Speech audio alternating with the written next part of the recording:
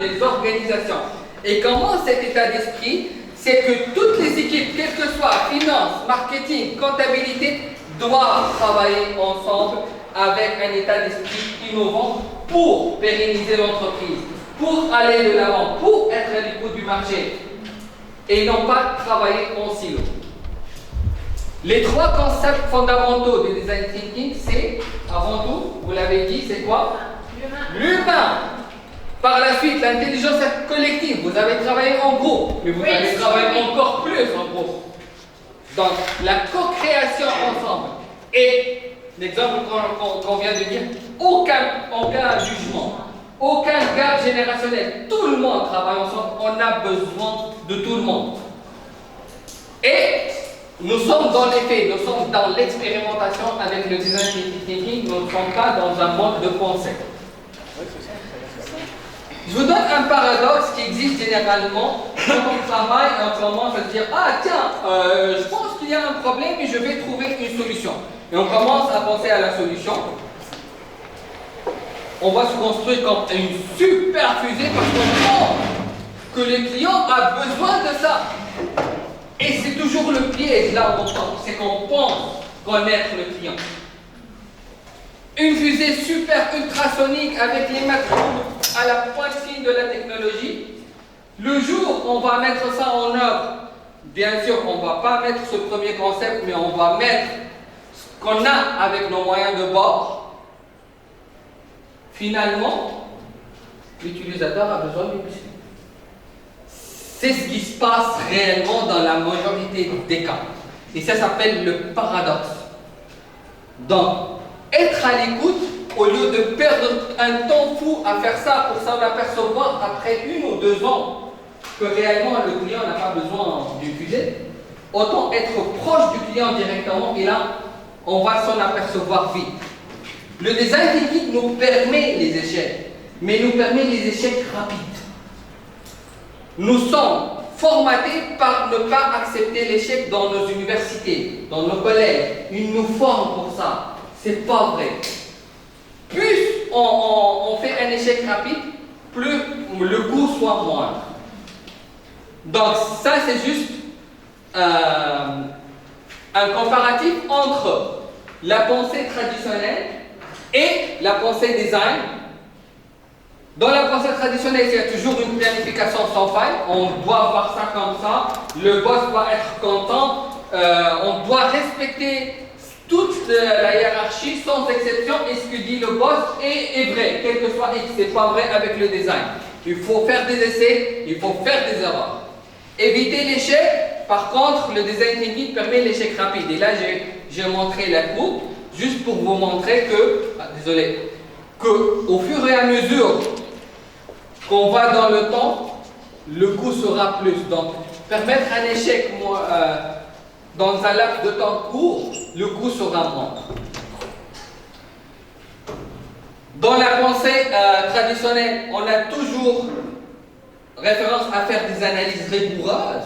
Ce n'est pas le cas dans le design thinking. Il faut faire des tests, il faut essayer. Ok? Pas mal de présentations dans la pensée traditionnelle. On est là, le directeur marketing avec son équipe arrive avec un concept de présentation PowerPoint, 150 slides. Combien de fois on reste dans le concept de PowerPoint, on ne dépasse pas ce cap? Dans le design thinking, c'est l'expérience qu'il faut passer au prototypage. C'est ce que vous allez tester, c'est ce que vous allez faire maintenant. On fait toujours des recherches au niveau des clients d'une manière indépendante, où on pense connaître le client. On est dans nos bureaux, on ne quitte pas nos bureaux, et on pense connaître le client. C'est pas vrai. Ça ne peut pas se faire de cette manière. Si on ne vit pas l'immersion, et c'est quoi l'immersion? C'est aller vivre une expérience client. Si par exemple j'ai besoin de comprendre c'est quoi le problème des étudiants, je dois aller passer 1 semaine avec les étudiants. Je dois aller dans un hôpital vivre ce que vit un patient. Si je ne fais pas ça, je ne peux pas comprendre la vraie réalité. Malheureusement, dans la pensée traditionnelle, on fait les choses d'une manière périodique. Juste un instant. On fait les choses d'une manière périodique. Ce mois, on va faire de l'innovation, on va faire de la créativité. 6 mois après, non, on est tranquille. Ça va, ça fonctionne. 6 mois après, pourquoi pas, on va reprendre. Ça ne doit pas se faire de cette manière. Le design thinking, c'est un processus continu dans le temps. L'innovation continue, comme on l'a vu dans la première séance. Et là, on le fait en mode pensant parce qu'on pense connaître le client, parce qu'on pense que c'est vrai, parce qu'on pense que c'est comme ça que ça va se faire. C'est pas vrai. Si on ne va pas le faire réellement, on ne peut pas réellement être pertinent. On n'apporte pas de la valeur. Ce que j'ai dit tantôt, c'est que si on n'apporte pas de la valeur, si on ne se démarque pas, on n'est pas innovant. Si on n'est pas innovant, c'est qu'on s'éloigne du marché, on s'éloigne du client, et là l'échec sera assez terrible. Oui. Ma question c'était juste pour le changement conceptuel par rapport à pour trouver la solution, c'est-à-dire de l'utilisateur au problème. Vous avez dit tout à l'heure que pour trouver une solution à un étudiant, par exemple, il faut aller voir ce que pense l'étudiant, vivre son expérience. Et donc pourquoi ne pas inclure lui dans le processus? Ça va être inclus, c'est ce qu'on va voir. Je suis en train de donner le processus, mais c'est malheureusement faute de temps. Donc je vais en passer ça. Donc le principe de conception de base pour le design thinking, c'est être centré sur l'homme. Et on commence par la désirabilité. Qu'est-ce que désirent les gens? Qu'est-ce qu'ils ont besoin? C'est quoi leur frustration? C'est quoi leurs besoins? Ok? À partir de là, on va étudier la faisabilité. Est-ce que techniquement on peut le faire? Une fois on va voir la réalisation, ok? On va voir la viabilité. Réellement, est-ce que économiquement, ça sera viable? Est-ce que j'aurai des possibilités financièrement de le mettre sur le marché? Et est-ce que je vais générer de l'argent dessus? Pourquoi, à votre avis, je ne commence pas par la viabilité? Je l'ai expliqué tantôt. Parce qu'on ne pense pas à l'économique apparemment. Au départ, on pense qu'à la création, etc. Voilà, après, on pense si on commence dès le départ à penser économique, c'est comme si on se met des barrières psychologiques déjà. Et du coup, on ne peut pas aller dans le processus d'imagination. On s'arrête, on va penser dollar, argent. Je passe sur le concept. C'est juste pour vous montrer le nom ou les grandes entreprises, les grandes enseignes qui utilisent déjà le design thinking. Imaginez Apple, Google, Samsung, IDEO, etc. Mais qu'est-ce que vous remarquez ici? La prison. C'est que le design thinking, on le voit dans les grandes entreprises, mais on ne s'imagine jamais qu'on pourra l'utiliser dans une prison. C'est juste pour vous dire que le design thinking, on l'utilise partout. Mais partout. Quelle que soit l'organisation, quel que soit le type d'administration, quelle que soit l'entreprise, on peut l'utiliser. Il est fait pour ça. Storström Prison, ça se trouve au Danemark. Et ils ont trouvé que, bien qu'elle soit bien équipée, cette prison, mais c'est quoi la valeur? On met des prisonniers pour qu'ils sortent quoi après? Est-ce qu'on a fait la vraie réhabilitation de ces prisonniers-là? Non. Donc comment donner de la valeur? Et c'est là ta remarque, c'est qu'on a invité les prisonniers à co-créer sur comment ils perçoivent leur prison. Et vous savez quoi? Si vous allez sur YouTube voir cette prison, vous allez voir comme si c'était un campus universitaire. Imaginez, on passe d'une prison, juste pour avoir des prisonniers, à un campus universitaire. La valeur et la pertinence pour l'individu, c'est quoi? Je passe, c'est juste pour vous dire que toutes les entreprises, et ça c'est suivant le Design Management Institute, les statistiques montrent que toutes les entreprises qui ont utilisé le concept de design thinking, ils ont assuré une plus-value de 211% dans leur action. C'est fascinant. C'est fascinant. Oui.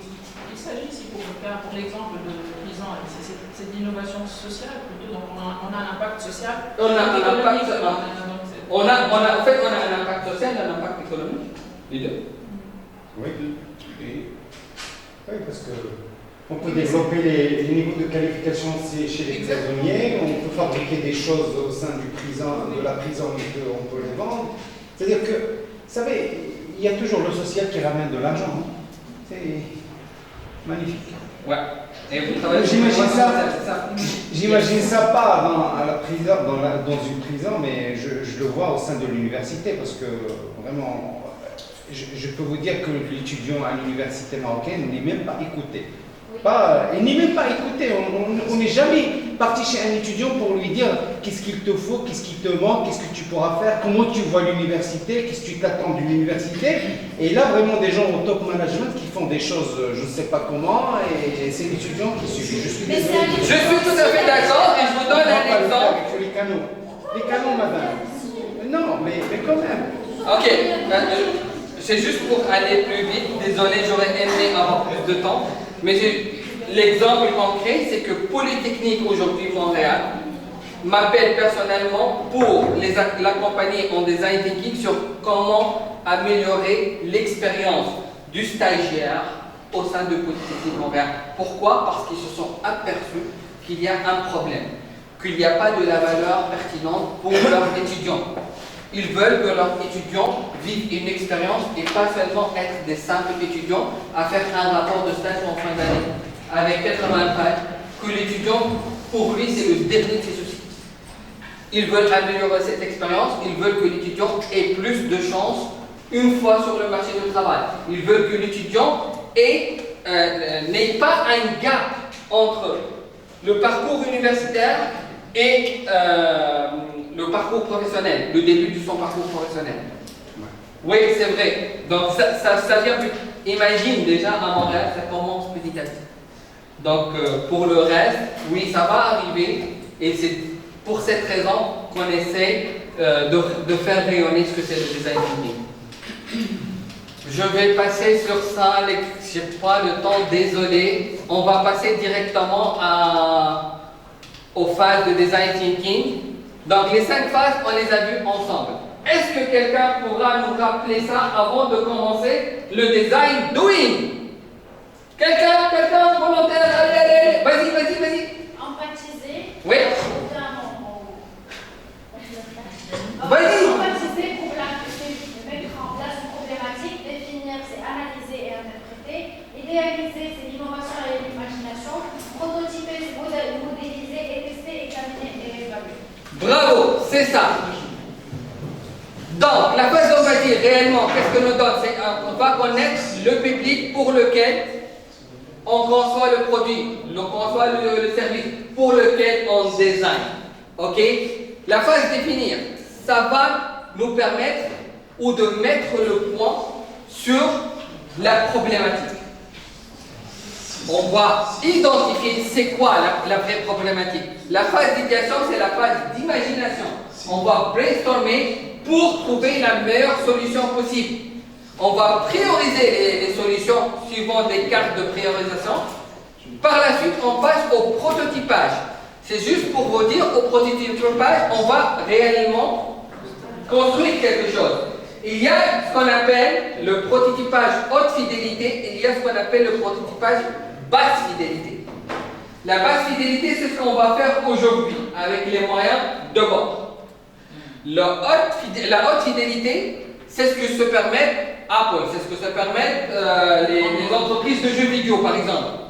Ils peuvent se permettre de concevoir un prototype, de le lancer chez des utilisateurs, puis d'avoir un feedback pour donner la version optimale. C'est ce que fait Microsoft, par exemple, avec Windows 10, elle nous sort la version bêta, on utilise la version bêta, on donne notre feedback et elle améliore au fur et à mesure.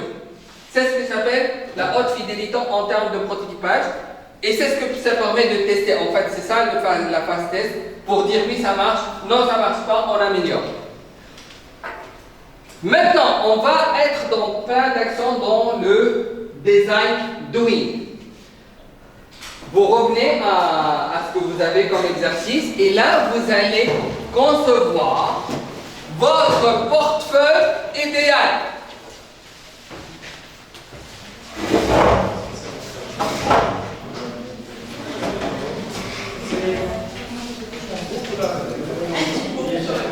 Maintenant, c'est un travail individuel. Je le fais avec du papier. Pour le moment, vous dessinez. Qu'est-ce que vous voulez dire par un portefeuille? Votre portefeuille, Ah oui, d'accord. là où vous mettez l'argent, voilà, votre portefeuille. Pour vous, votre portefeuille idéal.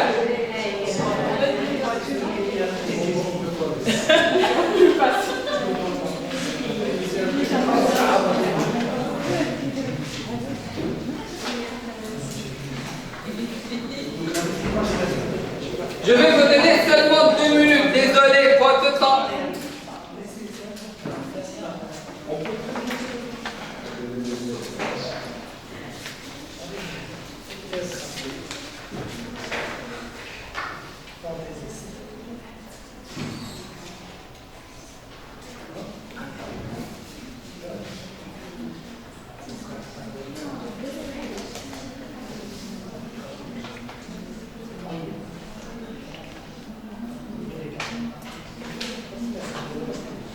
Avec des cartes dedans ou non? C'est quand vous voulez, c'est votre portefeuille, c'est pas le mien. Idéal en plus. Ça, vous pouvez tout me permettre. Vous pouvez tout me permettre. Vous pouvez mettre Oh oui, des mon Dieu. millions de dollars à l'intérieur à partir de Non, moi j'utilise que les cartes. Le carte bancaire.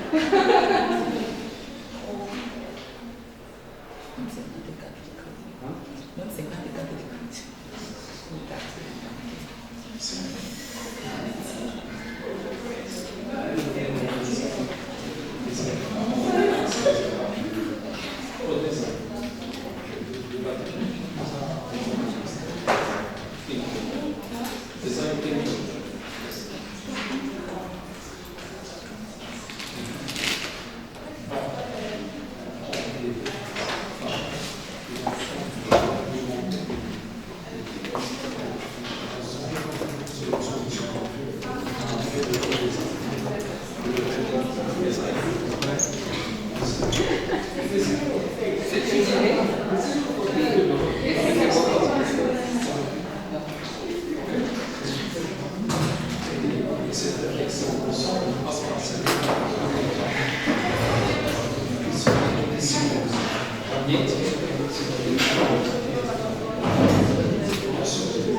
Oui, ça c'est dans un macro. Là, je suis dans un cadre micro. C'est pas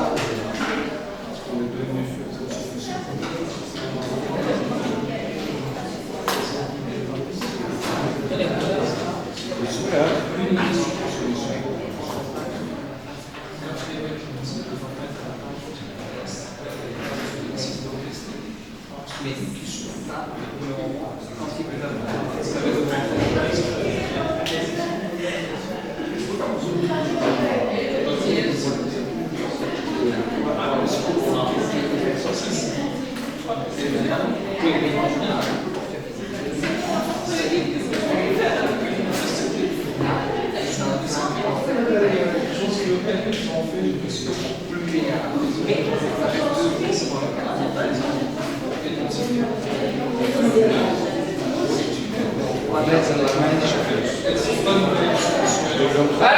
Ok, alors, est-ce que vous avez terminé votre portefeuille idéal? Oui. Right, good, montrez-moi. Oh, wow. Ok, qu'est-ce que vous pensez de votre portefeuille? Il est pratique. Super joli.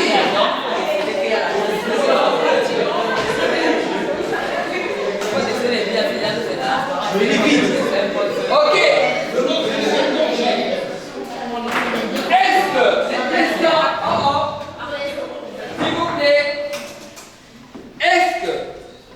vous pensez que votre portefeuille pourra être utile pour d'autres utilisateurs? Non. Mon portefeuille. Non. Mon propre. Oui. Non. Est-ce que vous pensez qu'il répond aux besoins des autres? Oui. Non. Bien, oui. Pas tous, mais. La catégorie des clients, j'aime pas. Non. Ok, c'est votre catégorie. Moi, je vous dis que votre portefeuille, tant que vous n'avez pas eu de feedback des autres, ça vous appartient seulement à vous. C'est comme si vous êtes un seul marché, individu. Alors que le design thinking nous amène à trouver une solution par rapport à l'autre, pas par rapport à ce qu'on pense être utile. Et c'est ça toujours le piège. C'est qu'on pense que nous sommes des références. C'est pas vrai. On est des références à personne. Mais par contre, on apporte des solutions pour les autres. Donc, pour passer directement à l'empathie, on s'est dit que l'empathie, elle se base sur qui? Sur les usagers. Donc, elle nous permet de quoi? Elle nous permet de comprendre l'expérience, de visualiser les utilisateurs, de vivre leur expérience, d'être empathique avec eux, d'aller faire des entrevues avec eux, de vivre l'immersion, de vivre l'expérience avec eux pour identifier leurs frustrations, pour identifier leurs besoins. Et j'insiste toujours sur la phrase immersion. Et ne pensez pas que c'est difficile, c'est pas difficile. Si vous pensez, supposons que vous voulez monter vous voulez trouver une solution pour un hôpital, allez vivre 2-3 jours dans un hôpital. Voyez ce que les autres sont en train de vivre, vous allez comprendre. Donc, aucun préjugé au niveau de l'empathie. Il faut se mettre dans la peau de l'autre. Il ne faut jamais faire un jugement. Jamais. On n'est pas les meilleurs. Et on ne doit pas penser que nous sommes les meilleurs. Nous sommes tous égaux. Donc, les 4 éléments, c'est qu'il faut bien voir le monde. Il faut comprendre et sentir émotionnellement. Et là, on parle de l'intelligence émotionnelle. Faute de temps, malheureusement, je ne peux pas trop expliquer ça. Mais il faut sentir émotionnellement ce que les autres sentent. Aucun jugement, je n'arrête pas de le dire. Et il faut surtout comprendre et communiquer. Communiquer le maximum. Donc ça, c'est l'exemple. Un exemple parfait de l'immersion. Qui a eu l'expérience d'aller faire un scanner? Comment c'était cette expérience? Dégueulasse! C'était dégueulasse parce que moi aussi je l'ai vécu. Et je sais ce que c'est. C'est la même chose. IRM. C'était vraiment dégueulasse. Ok. Si c'est dégueulasse pour nous, imaginez pour un enfant. Et encore un enfant de moins de 10 ans. Bien que cet IRM soit à la fine pointe de la technologie.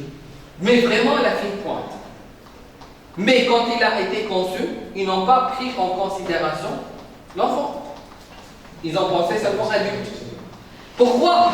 Parce qu'ils ont, lors de la conception, les participants, entre autres, c'était des médecins et des infirmiers. Or, des médecins et des infirmiers ne peuvent pas avoir l'esprit imaginatif pour penser aux patients. Ils pensent directement la solution pour guérir la personne. Donc, des études probantes, ils ont montré que 60% des résultats n'étaient pas vraiment fiables. Pourquoi? Parce que l'enfant pleure, parce qu'il bouge, parce que son état biologique devient très perturbé. Et en allant regrouper des psychologues, des anthropologues, des personnes de l'art, des mamans, et ils se sont mis ensemble pour co-créer en design, pour en fin de compte rendre l'expérience négative de l'IRM une belle expérience avec des lumières différentes, avec des photos, avec même des vidéos. General Electric et Philips, ils ont tellement travaillé dessus qui sont en fin de compte sortis avec un concept innovant et aujourd'hui, on voit ça, sincèrement, je ne sais pas, je suis persuadé que dans nos pays ça n'existe pas, mais en Nord d'Amérique, ça existe, ou ça commence à exister, aux États-Unis ça existe, donc, et les résultats sont passés de 60 à 90% pour les enfants. C'est fou. Un autre exemple très rapide, une organisation non gouvernementale a décidé de faire un puits dans un pays d'Afrique pour aider la population d'un village donné d'avoir de l'eau.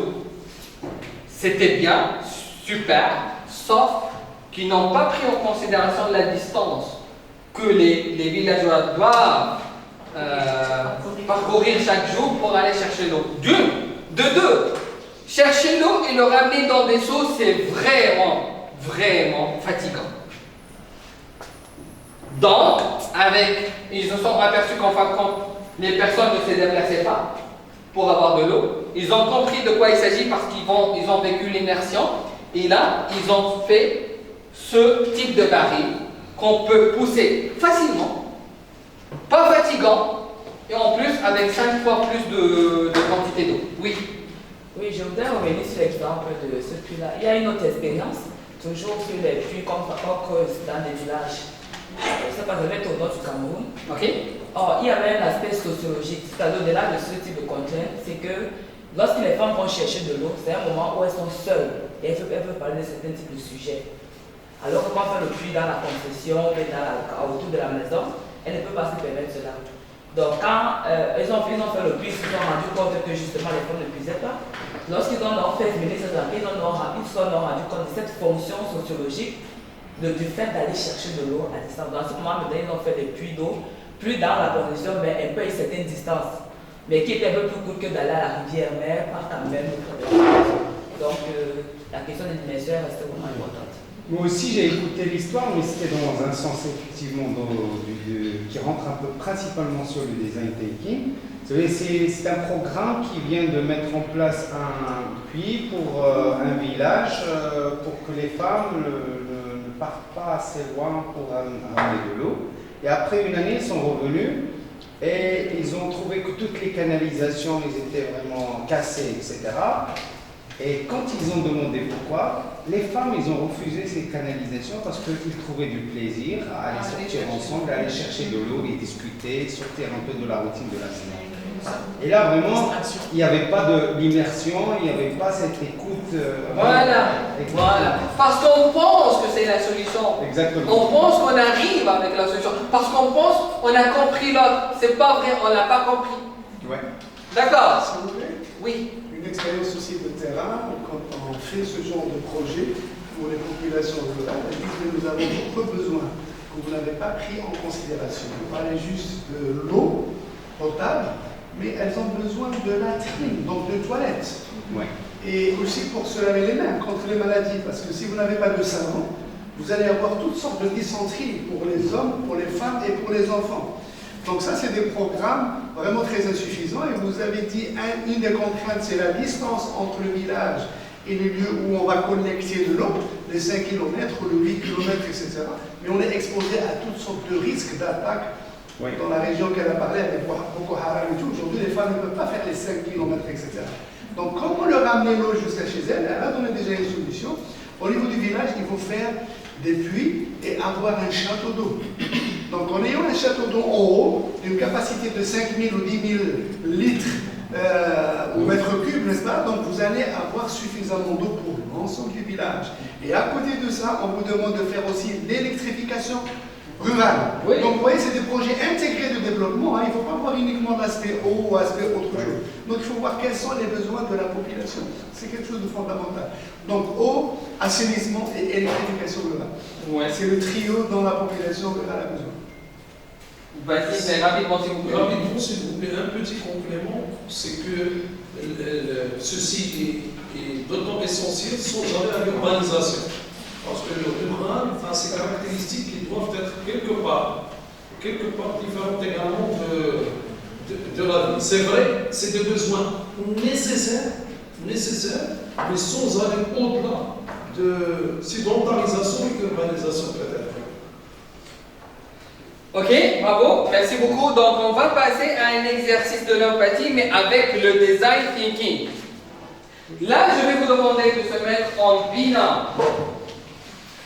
Et chaque personne devra poser les bonnes questions pour comprendre réellement qu'est-ce que son binôme a besoin comme portefeuille.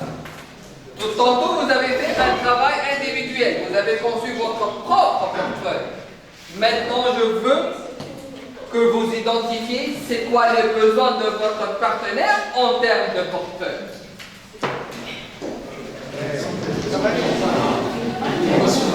Je vous demande d'observer, de bien écouter et de poser les bonnes questions.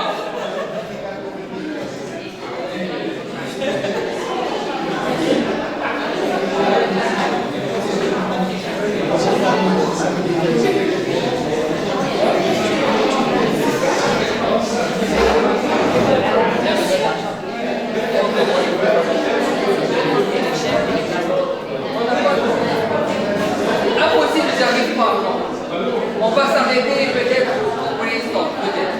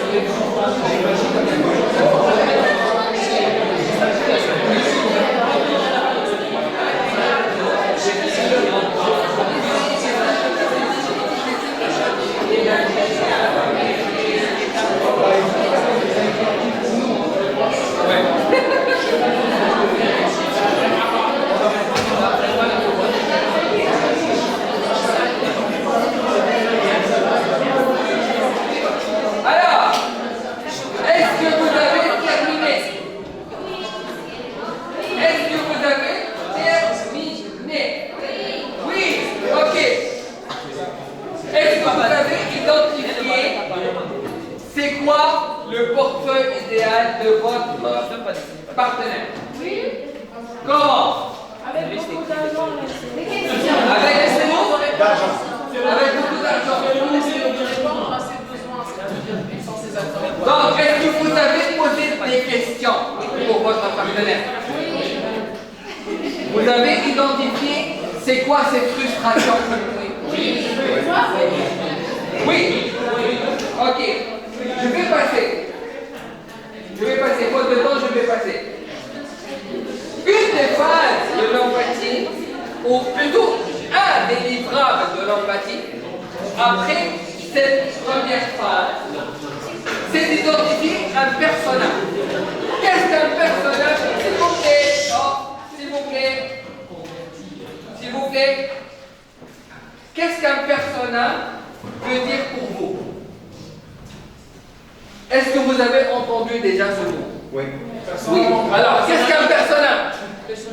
C'est un stéréotype, c'est un prototype de client, parce qu'on peut avoir un portefeuille client, on peut discerner des segments de clients. Ok. Et pour moi, un personnage, c'est un représentant d'un segment de clients qui a un comportement spécifique qui se distingue par rapport à un autre personnage. Ok. C'est une représentation fictive Ok. de l'entreprise client. Personne d'autre? C'est ça. En fait, mais à quoi ça nous sert le fait d'avoir un personnage?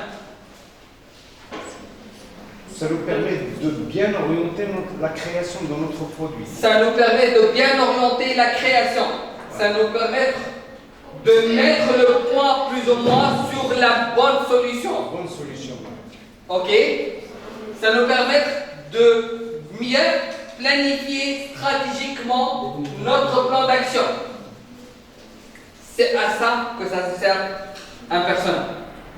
Ok? Je passe rapidement, je suis vraiment désolé. Ça, c'est une carte de personnage qu'on met en design thinking.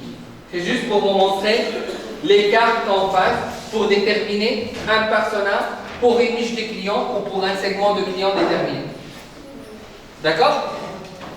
Là, je vais vous demander de faire un exercice de personnage. Tantôt, vous étiez en binôme, vous avez posé des questions techniques par rapport aux besoins en termes de produits. Maintenant, je veux que vous faites l'exercice, mais en termes de personnage. Vous déterminez c'est qui votre binôme. Considérons que votre binôme, c'est le personnage. C'est quoi son style de vie? C'est quoi ses visions? C'est quoi ses peurs? C'est quoi ses défis? C'est quoi ses activités? Allez, on a maximum 5 minutes, je veux passer au brainstorm, s'il vous plaît. 5 minutes.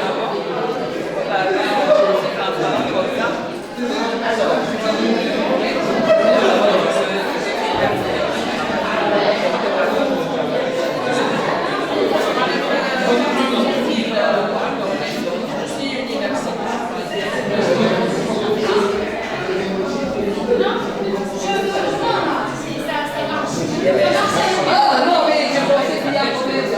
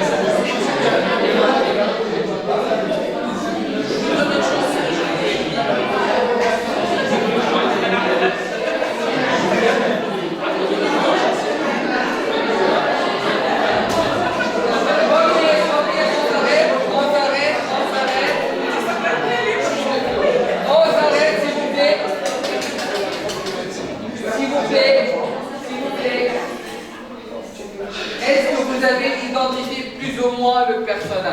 Je sais qu'on n'a pas le temps. Est-ce que vous avez identifié plus ou moins le persona?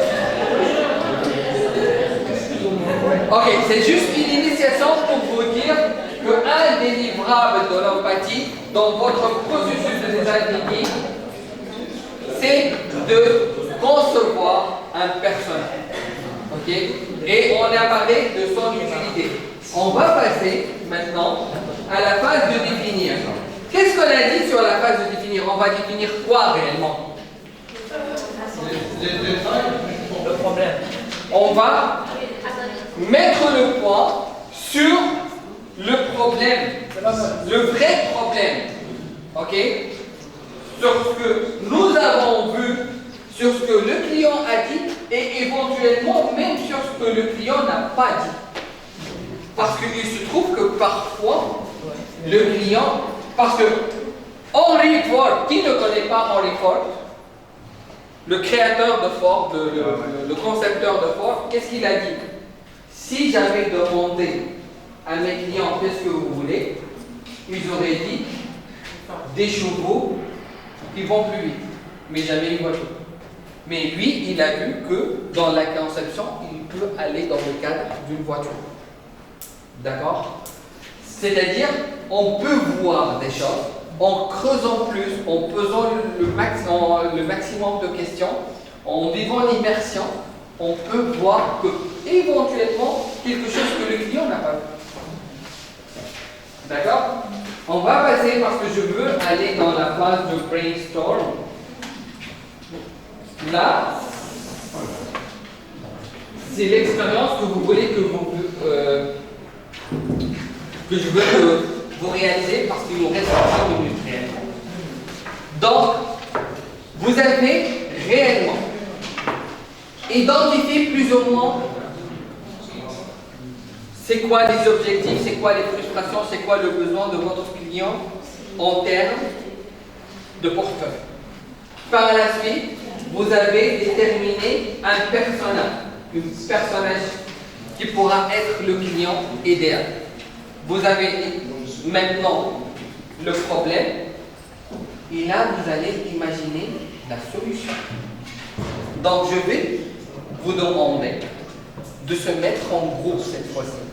Et là ça va être la co-création. Vous allez choisir un client. Supposons ici dans ce groupe, le client sera Imen. Donc vous allez, supposons que le client c'est Imen et que vous êtes l'équipe d'entreprise qui va imaginer la meilleure solution, le meilleur portefeuille qui répond aux besoins d'Imen. Et vous allez travailler ça, cette fois-ci, sur votre flip chart. Ça veut dire on va dessiner? Yes, sir, mais pas dessiner seulement. Vous allez utiliser les post-it avec des dessins. C'est-à-dire, je ne veux pas genre de post-it, oui, un portefeuille en cuir. Ça, oublie. Ok? Ça ne fonctionne pas, les amis. Pourquoi? Parce que toutes les études scientifiques ont montré que le cerveau est plus illuminé quand on dessine. Il travaille encore plus. L'imagination s'ouvre encore plus. Donc, je vais vous demander pendant ces 10 minutes qui nous restent de générer minimum 10 idées sur un portefeuille client. Supposons que Mohamed aujourd'hui c'est le client, les autres vont travailler. Et avec Mohamed aussi, avec Imen aussi, parce que c'est la co-création, le client doit faire partie prenante du processus de design thinking. Donc, vous allez participer avec l'équipe de cette entreprise, on considère ça, c'est une entreprise, qui ont compris le besoin de client, qui ont un personnage et aujourd'hui ils vont imaginer une solution finale, entre guillemets finale, pour ce besoin en termes de portefeuille. Malheureusement, on n'aura pas le temps, j'aurais aimé que vous faites le prototypage, mais j'ai ramené tout ça de Montréal pour rien. Ok, c'est pas grave, mais allez, au flip chat, s'il vous plaît. Les post-it, les idées, je répète,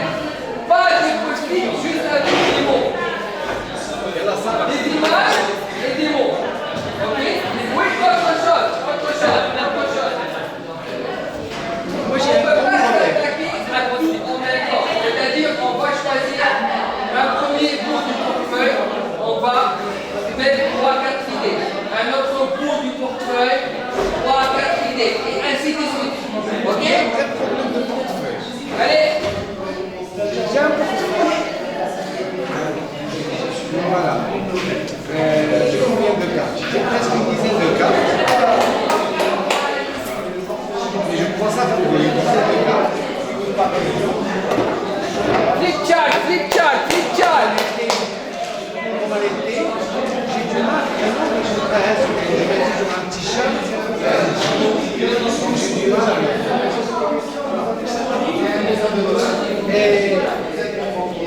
Et j'ai même un paquet de cigarettes, je ne sais pas comment le gérer.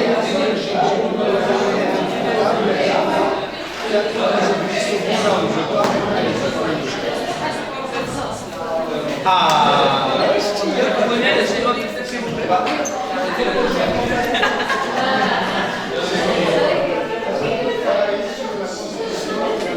attention, j'ai une carte d'ascenseur. J'ai pas envie de la faire sur le chapeau. Je vais juste comme ça. Et avec ça marche.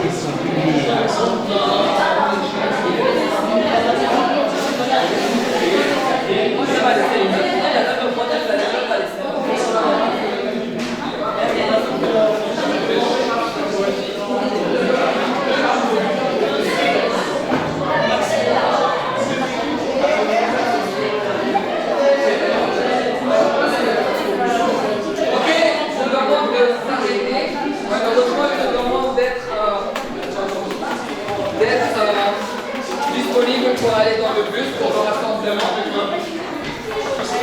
J'espère que vous avez passé une bonne expérience. Une super belle. Comment? Malheureusement, il reste pas de temps. S'il vous plaît, s'il vous plaît, s'il vous plaît, s'il vous plaît. S'il vous plaît. Ouais. Je veux vous dire que cette expérience ne s'arrête pas ici avec moi. Avec moi. Vous avez tous mes cartes d'affaires. Vous allez m'envoyer un courrier pour qu'on reste en contact. Oui. Numéro 1. Oui. Numéro 2. Le mois d'avril, je prévois lancer un blog dédié Design Thinking. Donc, je vais vous demander d'interagir sur les différentes thématiques. Si quelqu'un qui veut instaurer un processus d'innovation basé sur le design thinking, n'hésite pas à demander conseil. Je le ferai volontiers avec le plus grand plaisir